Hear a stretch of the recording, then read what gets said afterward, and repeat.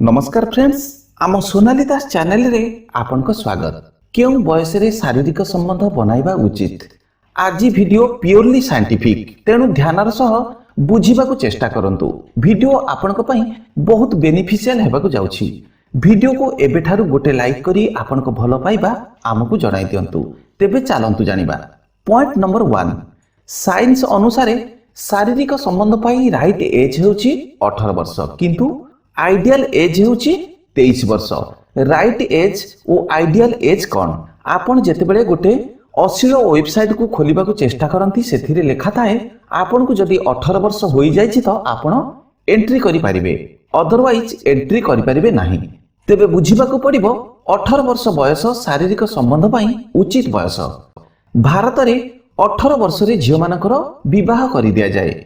ए दृष्टि शारीरिक संबंध पाई 18 वर्ष ठीक, किंतु आइडियल एज ए विषय कथा हेले तार बयस होची 23 वर्ष। ए दुईटी बयस भितर पार्थक्य कौन? ए बयस काहींकी धरागला?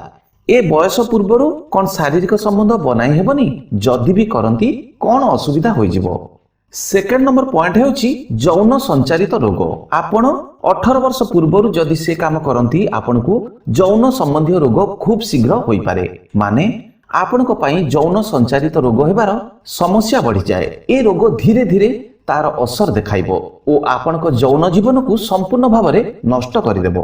एक रिसर्च अनुसार जणा जायछि जे जेउ माने 18 वर्ष रु कम बयस रे से काम करंती तांकर यौन रोग हेबार संभावना बहुत बढ़ी जाए। थर्ड नंबर पॉइंट हेउछि भावनात्मक विकास। आपण जदि 18 वर्ष रु कम बयस रे शारीरिक संबंध बनांती तो आपणकर भावनात्मक विकास होई परिबो नाही। आपण इमोशनली डेभलप करि परिबे नाही। परिवार संभाळिबा ओ अन्यान्य दायित्व दिनक दिन बढ़िबार लागिबो। ए सबरे आपणकर रेस्पोंसिबिलिटी आसीबोनी।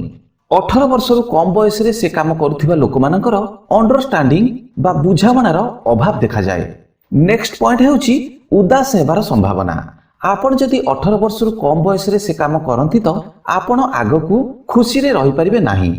खुशी रहिबार चांसेस आपनक पई बहुत कम हेबो। जेउ माने एमिति करंती तांकर उदास हेबार संभावना बहुत बढ़ी जाए। आपण सीधा सड़क जानि परिबेनी, किंतु आपनकू लागिबो बोधे कामर प्रेशर बहुत बढ़ी जाइछि। आपनक ऊपरे दायित्व बढ़ी जिबा कारणरु बोधे आपनकर एमिति हेउछि। सामान्य टिके खुशी पाई आपनक जीवन नष्ट होई जिवो। लास्ट नंबर पॉइंट हेउछि शारीरिक विकास। आपनक शारीरिक अभिवृद्धि, भावनात्मक अभिवृद्धि और मानसिक विकास रे बाधा सृष्टि हेबो। जेउ मनीष एते कम बयस रु एसबु करे से खूब शीघ्र वार्धक्य रे पहुंची जाए। काहेकि ना ता लाइफ को से एते कम बयस रु उपभोग करि नेला। जेतेबेले से 50 वर्ष रे पहुंचीबो सेतेबेले को से वार्धक्य रे पहुंची सारिथिबो। शेषरे एतिकी जानिबा जे शारीरिक संबंध पाई 18 वर्ष राइट एज हेले भी आइडियल एज हेउची 23 वर्ष। ए बयस रे शारीरिक, मानसिक, भावनात्मक और बौद्धिक विकासर संपूर्ण भाव में अभिवृद्धि घटी थाए।